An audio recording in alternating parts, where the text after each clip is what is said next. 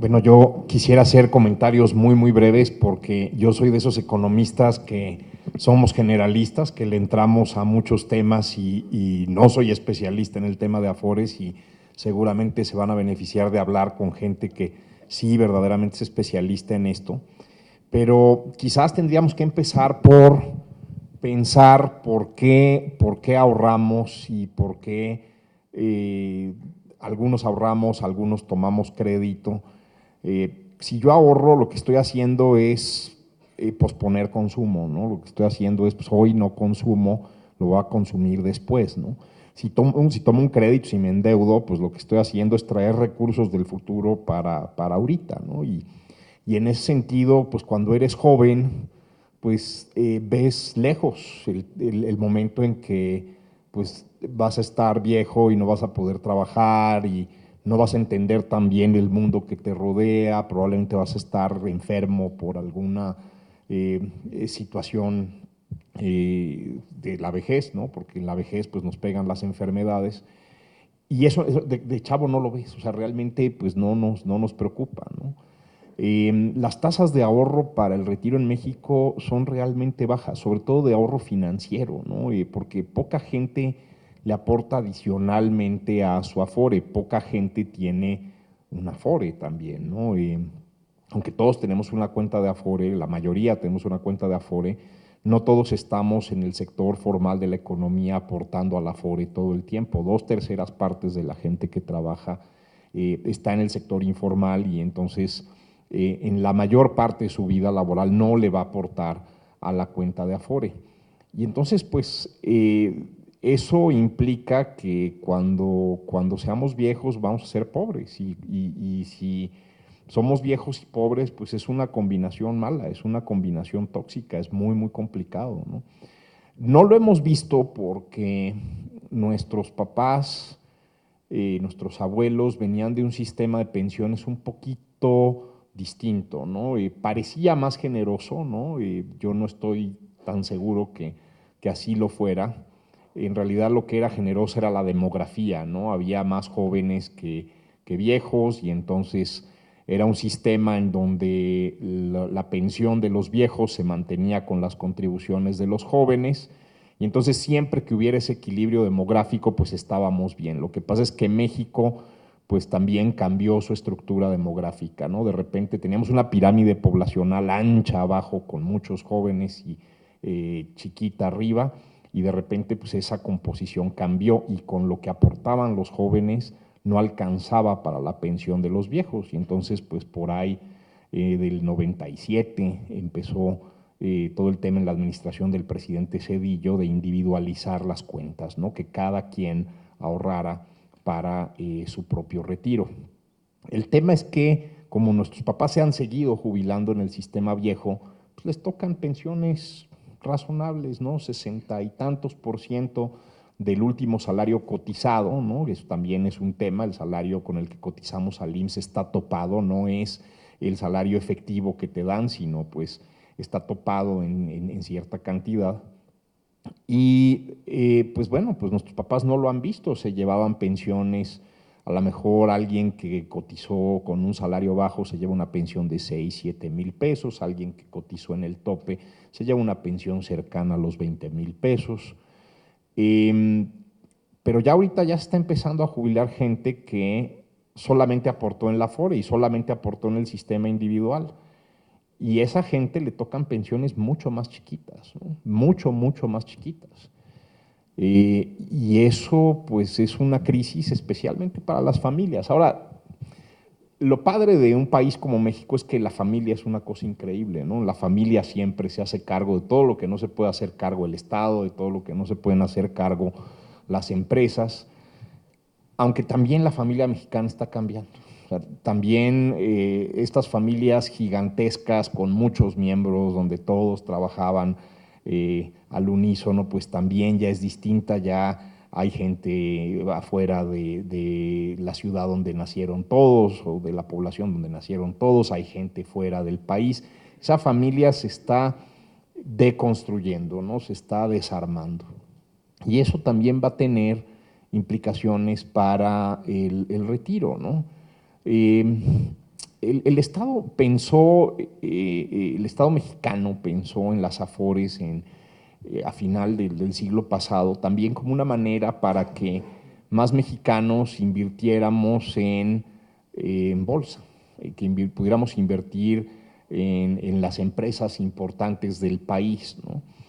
La verdad es que poner un negocito, poner una pequeña y mediana empresa, una pyme, pues es una apuesta de mucho, mucho riesgo.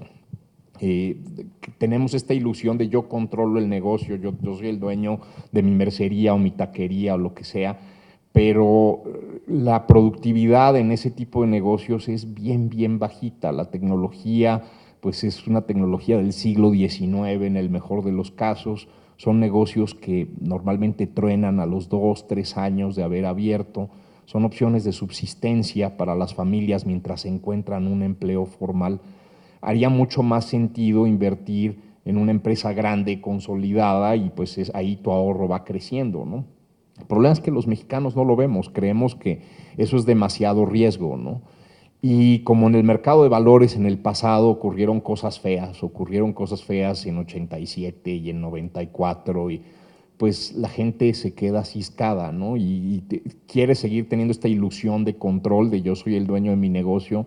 Lo más probable es que ese negocio pierda dinero y le acaben poniendo que les genere algún recurso, que les genere algún dinero, ¿no? Entonces, ¿en qué más invertimos los mexicanos? En nuestra casa, ¿no? Los mexicanos no tenemos ahorro financiero, pero la gran mayoría, cuando tú preguntas en los censos, pues tenemos casa, ¿no? Y hemos ido construyendo y hemos ido haciendo, hay un patrimonio en tabiques, de manera que tengamos al menos donde vivir en la vejez, lo cual se refleja en los números. O sea, un 67% de los encuestados dice ahorrar. Yo creo que es una tasa de ahorro bastante, bastante alta, ¿no? Aquí quizás lo que vale la pena pensar es en qué vamos a invertir ese ahorro, ¿no? Y cuál es el plazo de ese ahorro, porque yo sí, muy interesante que ya nadie ahorra para casarse, ¿no? Yo creo que yo fui de los poquitos que todavía le tocó el tema de ahorrar para casarse, ¿no? Pero digo, si yo ahorro a corto plazo, un año, para comprarme un iPad o para comprarme un coche, pues en realidad ese ahorro pues, es consumo, ¿no? Es consumo de alto nivel y no es algo que me vaya a resolver problemas en el largo plazo. El ahorro en tabiques, pues bueno, si no tienes dónde vivir está bien, o si vives con 10 miembros de familia en una casa pequeña, pues está bien que estés pensando en tener una casa. Y después de la crisis financiera del 2008, pues se complicó mucho eso, no solamente para los mexicanos, sino para la gente de todo el mundo. Todos los bienes raíces subieron mucho de precio. Entonces la generación de ustedes probablemente va a tener muchas dificultades para poder hacerse de una casa. Entonces el prospecto no es bueno. Y lo único que podría yo decirles es que todo lo que no le metan a comprarse iPads y cosas de corto plazo, que al final van a acabar en la basura, y todo lo que no le metan a comprar tabiques y lo que invirtió mi generación, ¿no? Departamentos, cosas de ese tipo, se lo metan a su Afore, ¿no? O se lo metan a una inversión financiera bien pensada, bien planeada. El sector financiero en México ha mejorado muchísimo en términos de riesgos, ha mejorado muchísimo en términos de regulación. Creo que si ustedes pueden construir un buen ahorro financiero, no se van a ver en los dilemas en los que se ve la mayor parte de los mexicanos en el momento de su vejez, que no tienen cómo pagar eh, la renta del lugar en donde viven y entonces tienen que vivir en casa de un pariente, no tienen cómo pagar sus medicinas, que luego los sistemas públicos no tienen todas las medicinas que necesitan, no tienen cómo pagar su alimentación, no tienen cómo pagar los servicios médicos que no les ofrece el sistema público, y que pues es un tema de que realmente estás pobre. Ahí hay otra consideración, ¿no? Y es que la pirámide demográfica de México se sigue adelgazando. Ustedes cada vez menos preferirían no tener hijos y tener perros o pericos o otro tipo de mascotas, ¿no? Que viven poco, ¿no? Entonces, a los que no les puedes heredar las cosas, además, ¿no? Y entonces no va a haber quien los cuide. O sea, digo, va mucho más allá. Imagínense envejecer en un país donde la mayor parte de la gente es vieja, donde la mayor parte de la gente es pobre y donde no hay gente joven que te pueda ayudar con tus cuidados diarios. yo creo que sí es un prospecto aterrador, ¿no? Y ahí creo que deberían cambiar cosas en las leyes y creo que ustedes y nosotros tendríamos que trabajar, por ejemplo, en que lo que se aporta como mínimo a la FORE pues sea mayor, ¿no? Tendríamos que trabajar también en que no se abandone el sistema de cuentas individuales. A mí me parece francamente un desastre si se abandona el sistema de cuentas individuales en un país donde la pirámide demográfica se sigue adelgazando.